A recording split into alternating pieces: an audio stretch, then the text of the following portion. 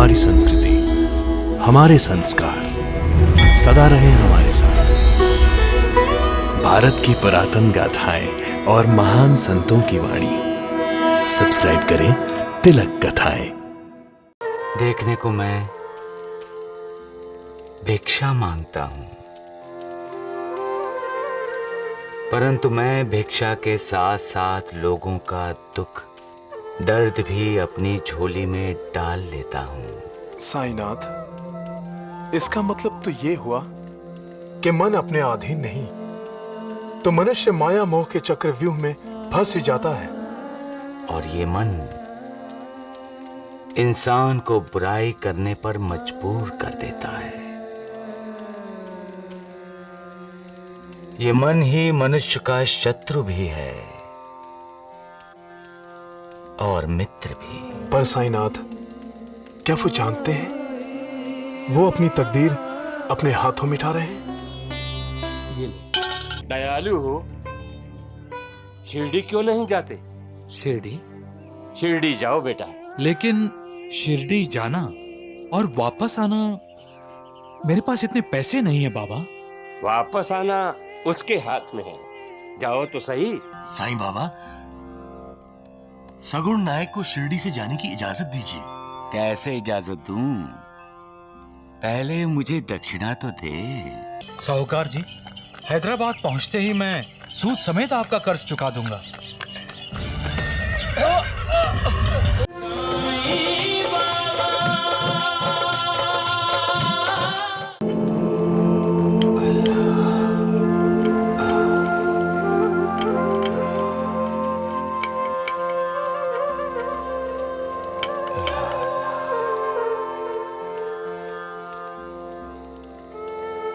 क्या सोच रहे हो महालसापति?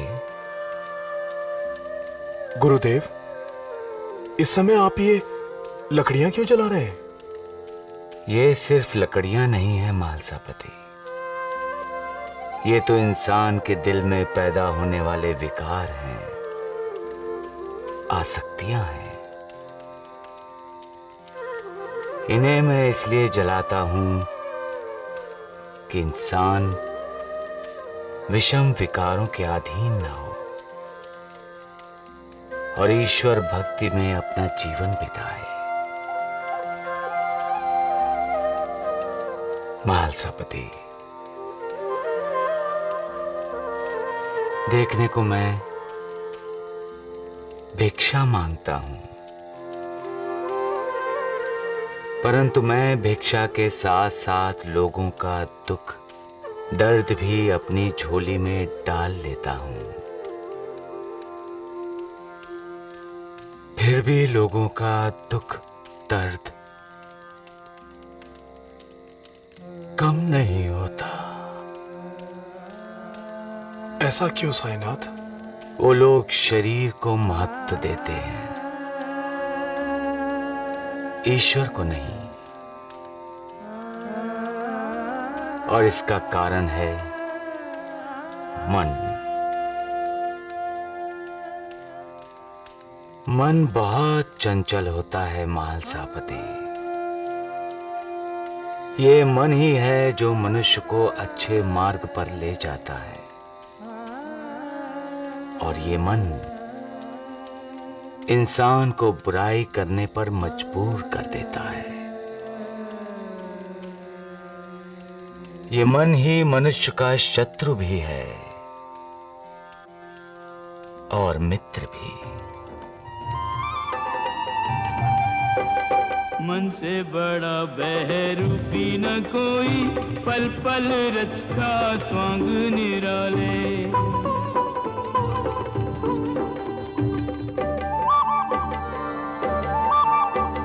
माया ममता में उलझा रहे वो, पड़ जाए जो मन के पाले। मन के बहकावे में ना, मन के बहकावे में ना, मन राह भुलाए भ्रम में डाले। मन के बहकावे में ना, मन इस मन का दास न बन, इस मन को अपना दास बना ले। तू इस मन का दास न बन, इस मन को अपना दास बना ले।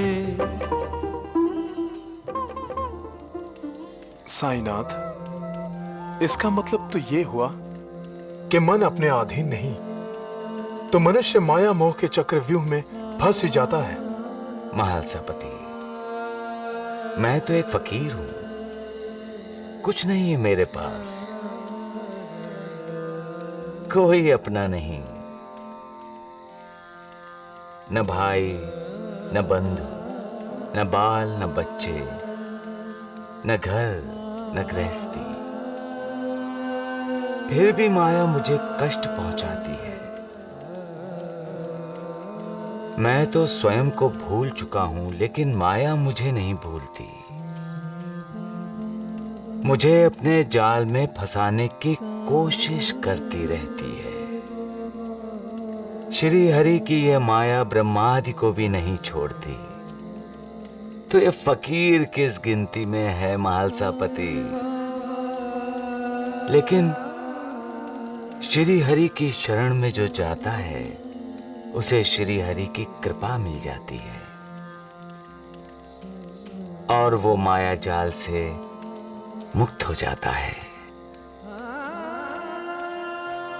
महालसापति, मजे की बात तो यह है कि कुछ लोग जानबूझकर माया जाल में फंसते हैं, उन्हें ईश्वर का कोई आकर्षण नहीं होता, माया जाल के आकर्षण में फंसते हैं। इसमें वो अपना विवेक खो बैठते हैं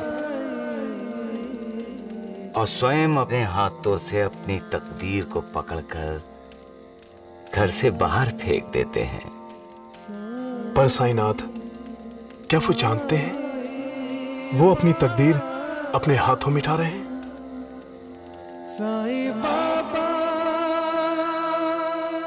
वे ये तब जान पाते हैं महालसापति, जब मोह माया अपना प्रभाव दिखाती है, और तब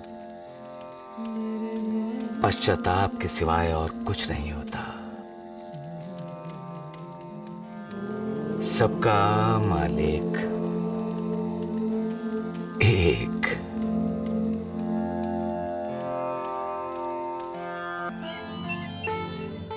लीजिए।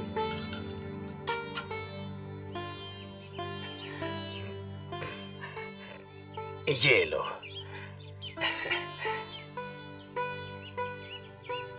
नाना साहब, ये सगुन नायक भी आप ही की तरह भाग्यशाली है। इन्हें साईं बाबा ने हैदराबाद से यहाँ बुलवाया है। अच्छा? नाना साहब, जब मैं हैदराबाद में था तो एक दिन मेरे घर के बाहर एक फकीर आ खड़ा हुआ। भिक्षाम देहि।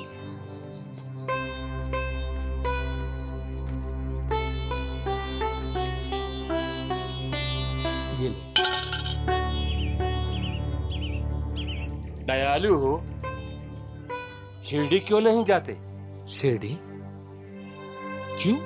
साईं के दर्शन करने। साईं? साईं बाबा? हाँ हाँ, मैंने सुना है उनके बारे में। तो जाकर उनके दर्शन भी कर लो, कल्याण होगा। जाओ, शिरडी जाओ बेटा। लेकिन शिरडी जाना और वापस आना, मेरे पास इतने पैसे नहीं है बाबा। वापस आना उसके हाथ में है, जाओ तो सही। वापस भेजना होगा तो खुद भेजेगा। अहमद, ये बाबा कहाँ गए? माँ जी, आपने अभी अभी यहाँ से किसी बाबा को जाते हुए देखा? नहीं तो। गायब? गायब हो गए? कहाँ खोए हो सगुण? देख कर चलो। माफ कीजिए साहूकार जी, मेरा ध्यान कहीं और था। तुम्हारा ध्यान किधर था? सोच रहा हूँ शिरडी जाऊं। सगुण, मैं शिरडी ही जा रहा हूँ। महालसापति, श्यामा, राधा कृष्णा बाई, ये दोनों हैदराबाद से यहाँ आए हैं। साईं बाबा, आपको कैसे पता चला कि ये हैदराबाद से आए हैं? कैसे पता नहीं होगा? मैंने ही तो इनको यहाँ आने के लिए बुलाया है। ये भिक्षा दी थी ना तुमने मुझे, और साहूकार से मिलवा दिया तुम्हें, ताकि तुम उसके साथ यहाँ आ सको। सबका मालिक एक है।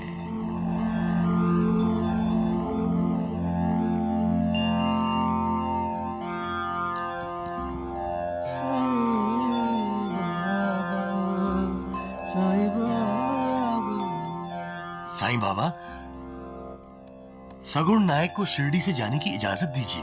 कैसे इजाजत दूं? पहले मुझे दक्षिणा तो दे। दक्षिणा?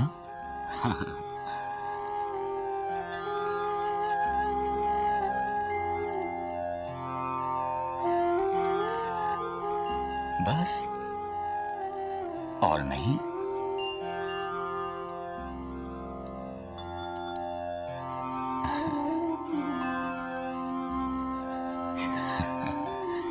श्यामा, इसकी जेब में और 5 रुपए हैं।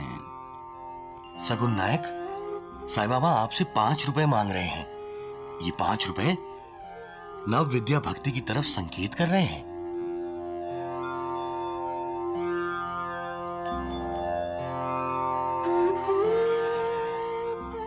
अल्लाह, अब तो सगुन हैदराबाद जा सकता है ना साईं बाबा?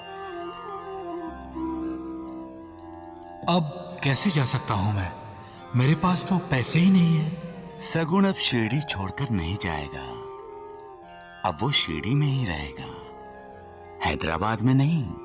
लेकिन माधवराव जी, मैं शिरडी में कैसे रह सकता हूँ? मुझे हैदराबाद जाना ही होगा। आप भूल गए हैं सगुन, साईं बाबा ने आपको शिरडी से जाने की आज्ञा नहीं दी है। फिर भी मुझे जाना ही होगा।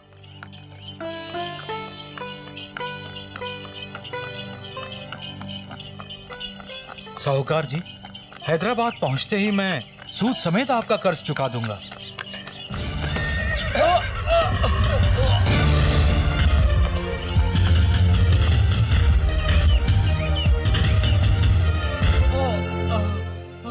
शगुन जी, ये दवा पी लो, तुम्हारा सर दर्द ठीक हो जाएगा। पी लो मीठी है। तुम अब यही रहोगे सगुन, शिरडी में? मैंने कहा था ना, साईं बाबा की आज्ञा न हो तो कोई भी उनकी आज्ञा के बगैर शिरडी से बाहर नहीं जा सकता। वापस आना उसके हाथ में है। जाओ तो सही, वापस भेजना होगा तो खुद भेजेगा। क्या सोच रहे हो? सोच रहा हूं साईं बाबा के दर्शन कर लूं। देखा राधा कृष्ण माई, मेरे मना करने के बाद भी ये सगुन शिरडी छोड़कर जा रहा था।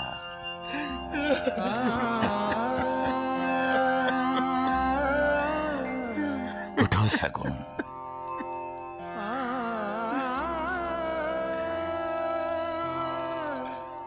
अब शिरडी तुम्हारा कार्यक्षेत्र होगा। सगुन शिरडी में ही रहेगा, लेकिन वो यहां करेगा क्या? द्वारका माई से बाहर जाने के बाद जो पहली चीज सगुन अपने हाथ में पकड़ेगा, उसी का ही व्यापार करेगा।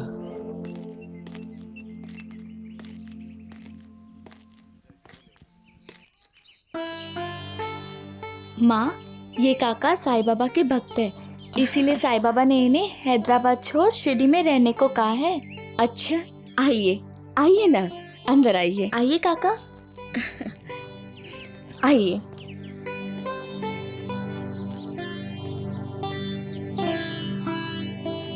बैठिए, मैं भी आई। बैठिए ना काका। हाँ हाँ। काका, ये आपके माथे पे क्या हुआ?